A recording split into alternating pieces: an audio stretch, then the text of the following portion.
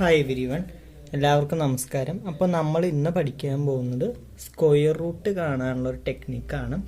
അപ്പോൾ നാച്ചുറൽ നമ്പേഴ്സിൻ്റെ തന്നെ perfect squares ഉള്ളതിന് നമുക്ക് എളുപ്പത്തിൽ കാണാൻ പറ്റും. ഇപ്പോൾ നമ്മൾ റൂട്ട് 400, റൂട്ട് 100 അതൊക്കെ എടുത്താൽ നമുക്ക് പെട്ടെന്ന് കാണാൻ പറ്റും. പക്ഷേ അതേ സ്ഥാനത്ത് റൂട്ട് 11, റൂട്ട് 56, റൂട്ട് 37 അങ്ങനെയൊക്കെ ചോദിക്കുമ്പോൾ നമുക്ക് ഇതുപോലെ പെർഫെക്റ്റ് ആൻസർ കിട്ടില്ല. പെർഫെക്റ്റ് സ്ക്വയറിൻ്റെ റൂട്ട് ചെയ്യുന്ന പോലെ പെർഫെക്റ്റ് ഒരു ആൻസർ കിട്ടില്ല. ഡെസിമൽസ് ഒക്കെ ഉള്ളൊരു വാല്യൂ ആയിരിക്കും കിട്ടുക.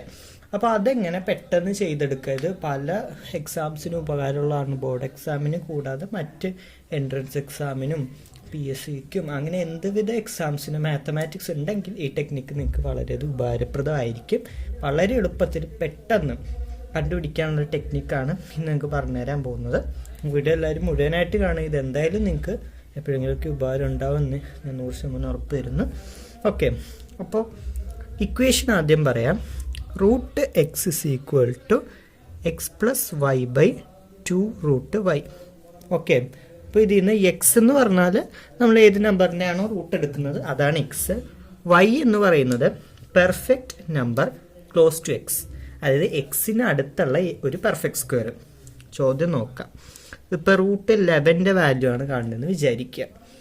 ഓക്കെ, അപ്പോൾ എക്സ് പ്ലസ് 11ന് അടുത്തുള്ള പെർഫെക്റ്റ് സ്ക്വയർ ഏതാണ്?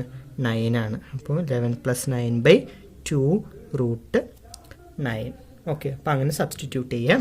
അപ്പോൾ 20/2 × 3 which is 20/6.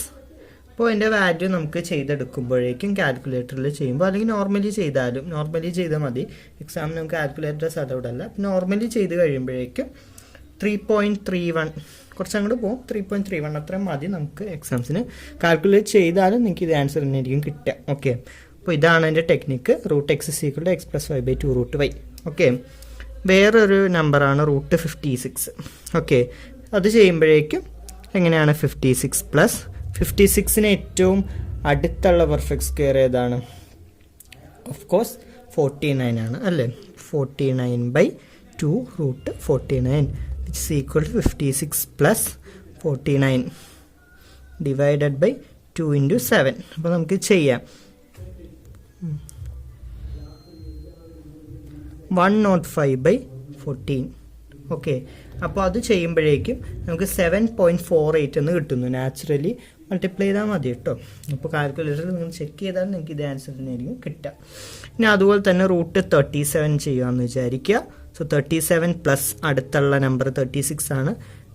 Divided by 2 root 36 it's equal to 37 പ്ലസ് 36 73 divided by 2 × 6 it's equal to 73/12.